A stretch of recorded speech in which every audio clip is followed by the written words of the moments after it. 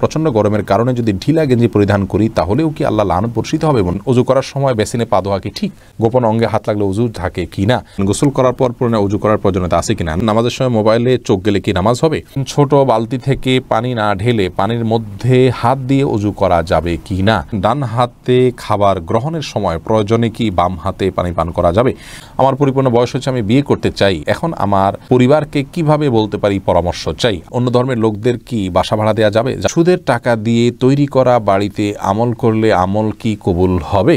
নখপালিশ লাগিয়ে নামাজ পড়লে নামাজ হবে কিনা? কারো থেকে ঋণ নিলে যার থেকে ঋণ নিয়েছি ওই ব্যক্তিকে পরবর্তীতে খুঁজে না পেলে করণীয় কি? কিবলার দিকে পা দিয়ে শোয়া যাবে কিনা? মহিলাদের ভাঙতি রোজা কি স্বামীর অনুমতি ছাড়া রাখা যাবে?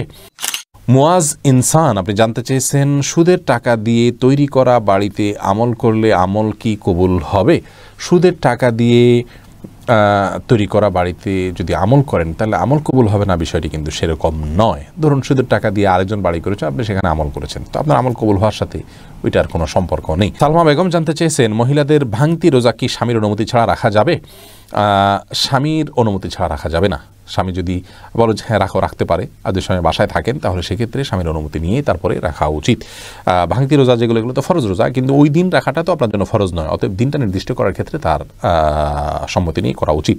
কারজাই এর দিকে আপনি জানতে চেয়েছেন, কারো থেকে ঋণ নিলে যার থেকে ঋণ নিয়েছি ওই ব্যক্তিকে পরবর্তীতে খুঁজে না পেলে করণীয় কি? যদি কোনোভাবে খুঁজে পাওয়া না যায় এবং আশাও ছেড়ে দেন তাহলে সেক্ষেত্রে সেই ঋণের টাকা আপনি যে কোনো গরিব মানুষকে, অসহায় মানুষকে আপনি দান করে দিবেন বা কল্যাণমূলক খাতে দান করে দিবেন ওই ব্যক্তির তরফ থেকে, প্রাপকের তরফ থেকে, তাহলে আপনি দায়মুক্ত হবেন ইনশাআল্লাহ। এমডি ইফতিখার শুভ আপনি জানতে চেয়েছেন, নখপালিশ লাগিয়ে নামাজ পড়লে নামাজ হবে কিনা? নখপালিশ লাগিয়ে যদি আপনি অজু করেন তাহলে অজু হবে না, আর ওজু না হলে নামাজ হবে না। অতএব বলতে পারেন নখপালিশ লাগিয়ে অজু করে নামাজ পড়লে নামাজ হবে না। কিন্তু যদি অজু অবস্থায় নখপালিশ লাগিয়ে আপনি নামাজ পড়েন অজু অবস্থায়, তাহলে ওই নামাজটা হবে। পরবর্তীতে আবার যখন নামাজের সময় হবে বা অজু ভাঙবে তখন আপনাকে নখপালিশ রিমুভ করে তারপরে অজু করতে হবে, অন্যথায় এটি জায়েজ হবে না। মা বোনরা মাসিকের দিনগুলোতে নেল পালিশ ইউজ করতে পারেন, কোনো অসুবিধা নেই, যেহেতু তখন নামাজের অপশন তাদের নাই। কিন্তু পরবর্তীতে আবার নামাজ যখন শুরু হবে তার আগে তাদেরকে সেটি রিমুভ করে নিয়ে তারপর উজু করে নামাজ পড়তে হবে। মুসলিউদ্দিন হৃদয় জানতেছেন, পুরুষ ডাক্তার দ্বারা সিজার ডেলিভারি করানো যাবে জায়েজ কিনা? যদি বিকল্প না থাকে তাহলে জায়েজ আছে, কিন্তু এটি আমাদের দেশের জন্য খুবই লজ্জাজনক একটি অধ্যায়। বাংলাদেশে এখন অহরহ ডেলিভারি করানো হয়, সিজার করানো হয় পুরুষ ডাক্তারের মাধ্যমে। শুধু বাংলাদেশে নয়, সৌদি আরবেও এটি আমি দেখেছি, কাছে থেকে জেনেছি যে পুরুষ ডাক্তাররা এই কাজগুলো করেন। এটি খুবই গর্হিত কাজ, খুবই গর্হিত কাজ। নারী ডাক্তারদেরকে উৎসাহিত করা উচিত এবং নারীদেরকে ডাক্তারি পড়ানো উচিত এবং এই কাজগুলো নারী ডাক্তারদের উপর ছাড়া উচিত। অন্যান্য সেক্টরে অনেক ডাক্তার চলে যাচ্ছেন, নারীরা গাইনিতে না গিয়ে অন্যান্য অনেক ডিপার্টমেন্টে চলে যাচ্ছেন, অথচ গাইনিতে পুরুষরা আসছেন। এটি মুসলিম কান্ট্রি বা মুসলিম সমাজের জন্য লজ্জা ছাড়ার কিছু নয়। একজন রোগী হিসাবে আমরা যদি অনন্য উপায় হই, অন্য কোনো বিকল্প ব্যবস্থা না থাকে, তাহলে আমাদের জন্য এটি জায়েজ রয়েছে। হোসেন আহমদ জানতে চেয়েছেন, আমার পরিপূর্ণ বয়স হচ্ছে, আমি বিয়ে করতে চাই, এখন আমার পরিবারকে কিভাবে বলতে পারি পরামর্শ চাই? আপনার বিয়ের বয়স হচ্ছে, আপনি নিজে না বলতে পারলে অন্য কারোর মাধ্যমে বলাবেন। এই জন্য তো গোটা পরিবারকে দিনের পথে আনার জন্য আগে চেষ্টা করতে হয়। তারা যখন দিন বুঝবেন তখন তাদের সব কিছু বোঝানো সম্ভব হবে কোরআন এবং হাদিসের আলোকে। আপনি নিজে না পারলে অন্য কারোর মাধ্যমে করবেন। আলমগীর হোসেন জানতেছেন, নামাজের সময় মোবাইলে চোখ গেলে কি নামাজ হবে? নামাজ হয়ে যাবে, কিন্তু এটি নামাজের মানকে অনেকখানি নিচে নামিয়ে দিবে। মোবাইল এর দিকে চোখ যাওয়া উচিত নয়, বরং নামাজের সময় সিজদার জায়গায় চোখ থাকা উচিত। নামাজের দিকে অন্যদিকে মন যেতে পারে সেই বিষয়গুলোকে সরিয়ে ফেলা উচিত নামাজের আগেই। মোবাইলকে এমন জায়গায় রাখা উচিত নয়। নবী সাল্লাল্লাহু আলাইহি ওয়াসাল্লামকে একবার একটা কাপড় দেওয়া হলো নামাজ পড়ার জন্য, সেখানে কিছু চিত্র ইত্যাদি অঙ্কন করা ছিল, হয়তো গাছপালার চিত্র বা এরকম হালাল কোনো চিত্র ছিল।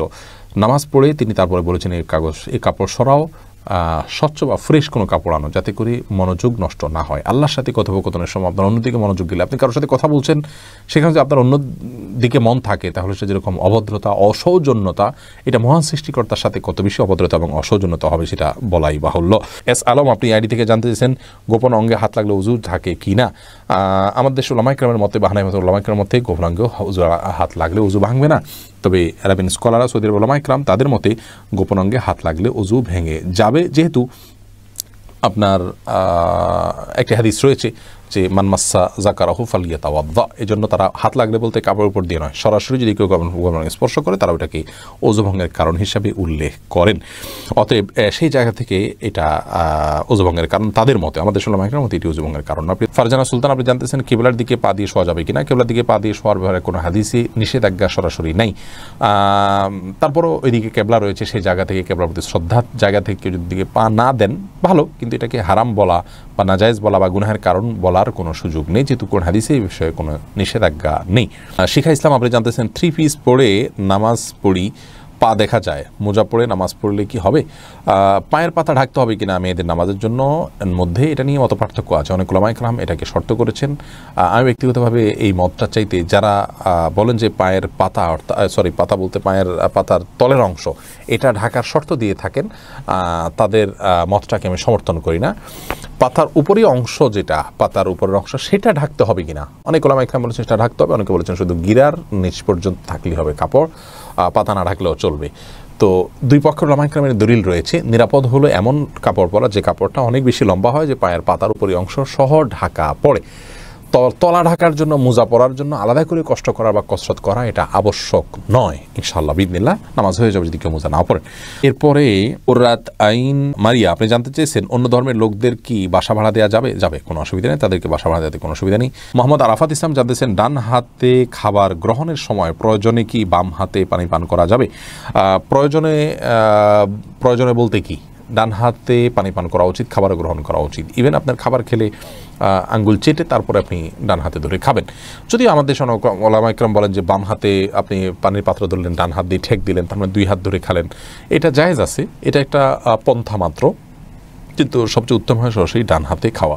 সেক্ষেত্রে খাবার লেগে যাওয়ার যে ভয় থাকে গ্লাস ইত্যাদিতে, সেটা থেকে বাঁচার জন্য আপনি পরিষ্কার করে নেবেন, আলতো করে ধরবেন, কিন্তু ডান হাতে খাওয়া উচিত, পান করা উচিত, যেহেতু হাদিসে সুস্পষ্টভাবে ডান হাতে খাওয়া পান করার নির্দেশ রয়েছে।